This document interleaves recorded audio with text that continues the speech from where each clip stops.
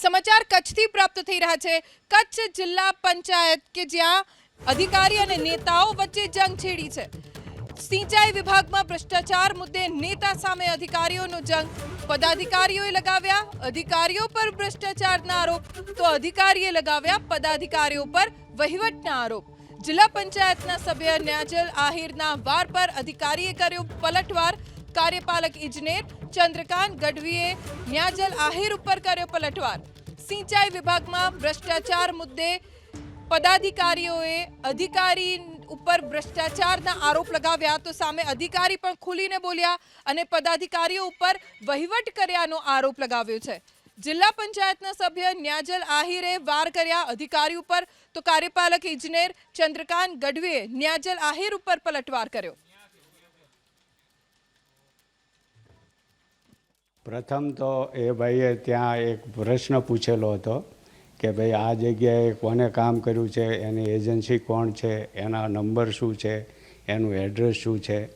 પણ સંજોગો વસાત ચિઠ્ઠી પ્રથામાં એનો નંબર ન આવ્યો એટલે પાછળથી ઊભા થઈ અને એમને એવું કીધું કે આમાં ભ્રષ્ટાચાર થયો છે, ફલાણું છે, ઢીકણું છે। ત્યારે એમને એવું કીધું કે 1 કરોડ 10 લાખ રૂપિયાનું કામ ખાલી 5 લાખ રૂપિયામાં પૂરું કરી દીધું છે। પણ 1 કરોડ 10 લાખ રૂપિયામાં 2 તળાવોના કામ હતા।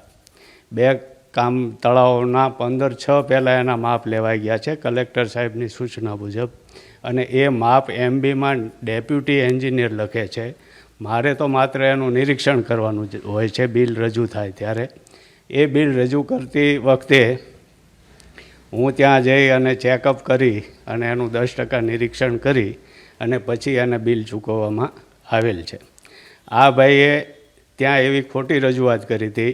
એને પહેલાં પણ કોન્ટ્રાક્ટર પાસેથી એડ્રેસ ને નંબર જોવા લઈ અને એની પાસે વારંવાર પૈસાની માગણી કરતા હતા। ધારાસભ્ય શું આપણે જિલ્લા પંચાયત સદસ્ય આરોગ્ય ચેરમેન હતા સાહેબ। ત્યારે એક સુંદર જે મજાનો એક તળાવ છે, એકદમ માતાજીનું મંદિર છે ઝરુ ગામમાં, એમાં મેં સાહેબ 10 લાખ રૂપિયા મંજૂર કરાવ્યા હતા। 10 લાખ રૂપિયા તળાવમાં મંજૂર કરાવ્યા। એ એજન્સીને કામ કર્યું સાહેબ 10 લાખમાં 2 લાખનું કામ કર્યું નહીં કર્યું હોય અને એમને એમ ખાઈ ગયા। પછી એમાં મેં અધિકારીને વાત કરી કે ભાઈ તમે આના પગલાં ક્યારે લેશો, તમે કે આ બધી આખી ગ્રાન્ટ આમને એમ ખવાઈ જાય। 2019ની વાત કરું છું। ત્યારે પછી એણે ઊંધો જવાબ દીધો હતો કે ભાઈ તમારાથી થાય કરી લ્યો ને જે હોય તેમને આવી વાતો કરતા છે। ભાઈ આવા અધિકારીના હિસાબથી ભારતીય જનતા પાર્ટીને મોટું નુકસાન થાય છે।